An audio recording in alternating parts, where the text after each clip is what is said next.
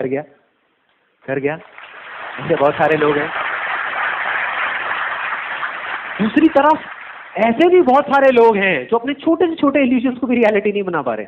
तो फर्क क्या है? मतलब एग्जैक्टली ये काम कैसे करता है, क्या होता है? तो उसके अंदर जब मैं जाता गया तो एक बड़ी इंटरेस्टिंग सी कहानी मिली जहां पर हर इस सवाल का जवाब छुपा हुआ था। और ये कहानी ऐसी है जो शायद आपने मेरी तरह ही पता नहीं कितनी बार सुनी होगी, बहुत बार सुनी होगी। ये महाभारत की कहानी है। एक बार अपने एक आश्रम में द्रोणाचार्य का नाम सुना है सबने? द्रोणाचार्य, उन्होंने 5 पांडवों को बुलाया किसी चीज के लिए। और जहां वो लोग खड़े थे, जहां पर वो गुरु द्रोणाचार्य खड़े थे और साथ में वो 5 पांडव खड़े थे, उसके सामने एक नदी थी, उसके सामने एक पेड़ के ऊपर एक बर्ड को रख दिया, एक लकड़ी की बर्ड को, लकड़ी के पक्षी को रख दिया। और उन 5 को बोला कि जा करके इस पे निशाना लगाना है इसकी आंख पे निशाना लगाना है। और एक एक करके उनको बुलाया। सबसे पहले आया युधिष्ठिर, वहां पर आकर के खड़ा हो गया। अब इस कहानी को ना थोड़ा सा ध्यान से सुनना, बिकॉज हो सकता है आपने बहुत बार सुनी होगी लेकिन ये सोच करके छोड़ दी होगी कि हाँ ठीक है, तो एक कहानी है। ऐसी बहुत सारी कहानियां सुनते हैं और उसको छोड़ दिया। जबकि अगर ये कहानी समझ आ गई तो आप अपने किसी भी सपने को सच कर सकते हो। मतलब हमारा माइंड क्या करता है, इंफॉर्मेशन के लिए भूखा है हमारा ये माइंड। वो चाहता है कि मैं सब जगह से इंफॉर्मेशन इकट्ठी कर लूं, मैं और जान जाऊं। जबकि सच में अगर कुछ करना है तो कम जानना है और जितना जानना है उस पर फोकस करना है। एक्चुअल में जो रियलिटी,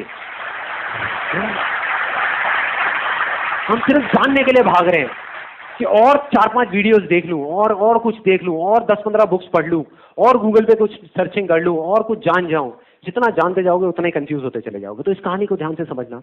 सबसे पहले युधिष्ठिर आया, आ करके वो निशाना लगाने लगा। तो गुरु द्रोणाचार्य ने उनसे पूछा कि तुम्हें क्या दिख रहा है? कहता मुझे सब कुछ दिख रहा है। कहते और क्या दिख रहा है? कहते और मुझे आसमान दिख रहा है, पेड़ दिख रहा है, पत्ते दिख रहे हैं, टहनियां दिख रही है, नदी दिख रही है, बादल दिख रहे हैं, सब कुछ दिख रहा है। कहते बहुत अच्छी बात है, जाके साइड में खड़े हो जाओ। उनको शांति से साइड में खड़ा कर दिया। उसके बाद में भीम आया। भीम से भी दोबारा से यही सवाल पूछा कि तुम्हें क्या क्या दिख रहा है? उसने भी अपनी पूरी लिस्ट बता दी, मुझे ये दिख रहा है, मुझे वो दिख रहा है, सब कुछ दिख रहा है। फाइनली अर्जुन आया। अर्जुन से पूछा तुम्हें क्या दिख रहा है? अब उनमें और अर्जुन में हल्का सा फर्क यह था कि अर्जुन की बॉडी में कुछ भी मूवमेंट नहीं हुई, मतलब पलक तक नहीं झपकाई, और ऐसे जाकर के वो खड़ा हो गया अर्जुन। और उससे पूछा गुरु द्रोणाचार्य ने कि तुम्हें क्या दिख रहा है? मुझे बर्ड की आंख दिख रही है, मतलब इस पक्षी की आंख दिख रही है। गुरु ने थोड़ा सा उसको हिलाने की कोशिश करी, बोले ध्यान से देखो कुछ और भी दिख रहा होगा, और भी बहुत सारी चीजें वहां पे। नहीं गुरुजी, मुझे सिर्फ उस पक्षी की आंख दिख रही है और कुछ भी नहीं दिख रहा। कहते चलाओ बाण। उसने बाण चलाया और सीधा जा करके उस पक्षी की आंख में। ऐसा क्यों हुआ?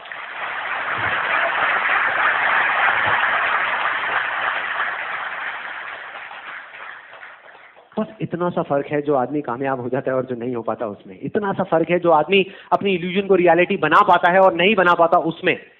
फोकस का मतलब कि हमको सिर्फ इल्यूजन बनाने से कुछ नहीं होने वाला, उस पर फोकस करना पड़ेगा। मैंने इस सेशन के शुरू में क्या कहा था, सिर्फ चश्मा पहनने से रियलिटी नहीं बदलेगी। अगर अभी आपने चश्मा लगा लिया, आप ये नहीं कहोगे दुनिया नीली है, नहीं, आप कहोगे मुझे नीली दिख रही है। लेकिन अगर उस पर आप फोकस करोगे 1 साल तक, 2 साल तक, या कुछ महीनों तक, और जब आप भूल जाओगे कि मैंने चश्मा पहना हुआ है, उस दिन आपकी रियलिटी बदलेगी। मतलब कि फोकस करना पड़ेगा। इन सिंपल वर्ड्स कि जो भी आपका इल्यूजन है, जैसा भी है, अगर उस पर आपको फोकस करना आ जाए किसी भी तरीके से, तो उसको रियलिटी बनने से दुनिया की कोई ताकत नहीं रोक सकती, कोई नहीं रोक पाएगा।